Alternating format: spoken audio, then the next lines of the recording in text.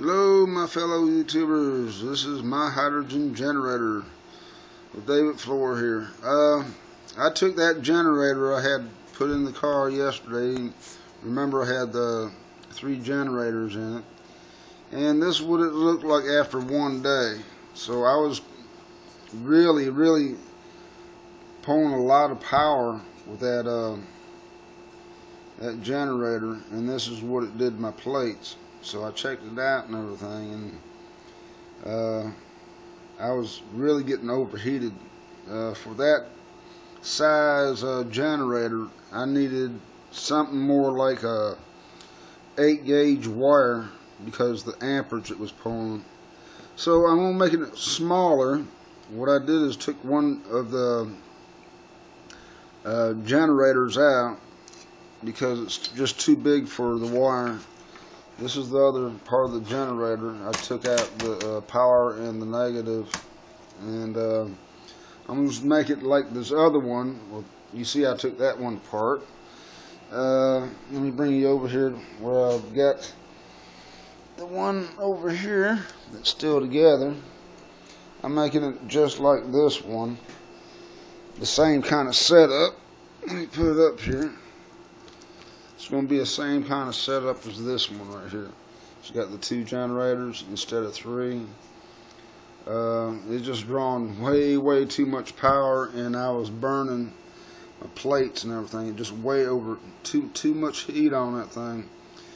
Way too much power, so I'm cutting it down to 2, just like this one is over here, instead of 3.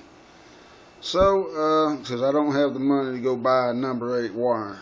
So that's another reason why it was overheating. It was drawing too much amperage. That's why it was popping off too. Too much amps. It should do all right with 2 because that one did all right with 2. I had the same problem. I had 2 of those on one wire, and it was popping off the 30 amp breaker. And when I put the 2 generators on separate breakers, they did just fine. Being that this is a bigger generator anyhow, the plates are bigger, is going to draw more amperage too. So I cut one of those out, and I saw what it was doing with the water and everything.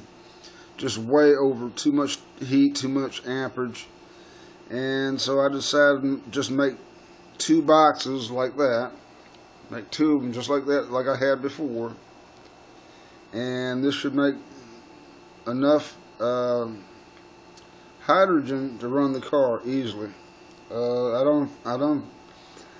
let's say this: if these 2 can't do it with that one and that one on the floor, I believe I can do it. I am going to get some of those PWMs so I can control the amperage on this. I got to. I mean, I got to be able to control so it can't go above a certain amperage. I found some PMWs for 30 bucks on Amazon. Yeah, Amazon. I think they were 30 bucks. I'm pretty sure they were. I put them on my wish list anyhow. And they can go up to 50 amps. So if I get 4 of them, that's 120 bucks. If I need them, I'm gonna get one for each of these generators, so I can control it. I done figured out how to get my car completely on hydrogen now. So and it's just so simple. All you gotta do is get enough pressure, just like you got on your rails now. I'm going to tell you how to do it. You got to have, just like your gasoline on your rails, depends on what kind of car you got. You got a certain pressure that your rails have to have. On this Pontiac 96 Bonneville, it has to have between 44 and 54 psi, per square inch on the rails. Okay, with gasoline. Now with hydrogen, it may be lower than that. It may be, I could probably run on 30, between 30 and 45, somewhere in that area, because it's a different type gas.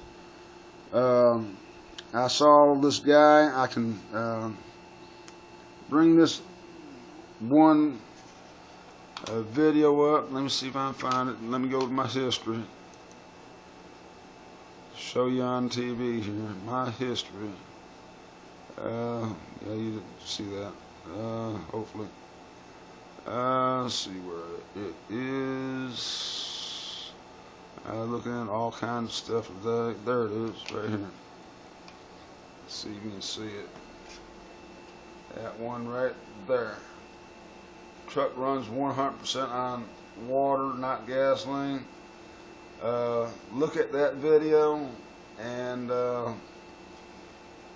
look at exactly what he's got on that thing, okay? You see on that where the blue hoses are, there's a pop-off bubbler right there.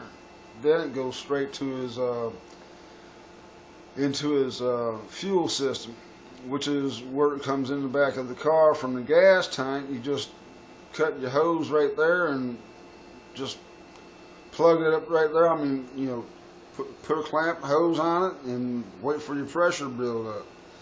And the guy's got the oil pressure gauge for the gas gauge, pressure-wise, PSI, between 0 and 100 PSI. That's where I'm going to get. And then I need an amp meter so I can see my amps, and then I'll get that PWM for it. And that's all you need. I mean, all you need is enough in the rails. And you know, the rails are really small, little tiny. I mean, if the rails are maybe the size of that right there, your rails, that's all your rails are, that size right there, okay? You can build up pressure in that real quick. It doesn't take long to build pressure up.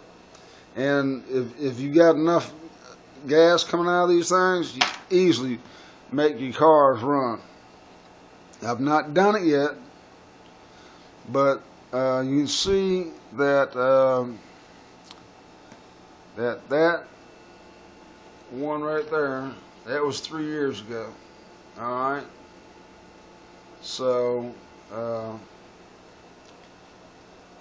what they were doing, they had the Stanley Myers hookup to it, so they figured it out how to do it, and they was trying to get some kind of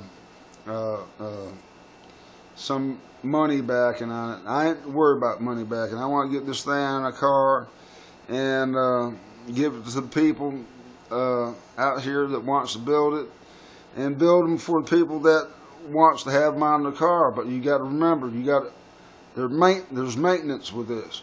It's not like running gas. You just can't put water in it and take off. You got to rinse these things out every once in a while. So there's a maintenance thing to it too.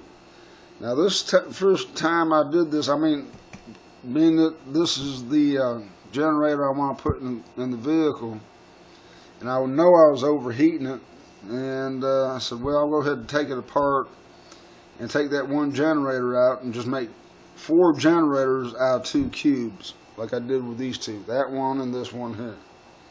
It's going to be exact same setup, everything, just these are bigger plates. Okay, that's what I thought I'd give you. Okay, adios. I'm in the red. Thank you two for letting me put this up. Bye.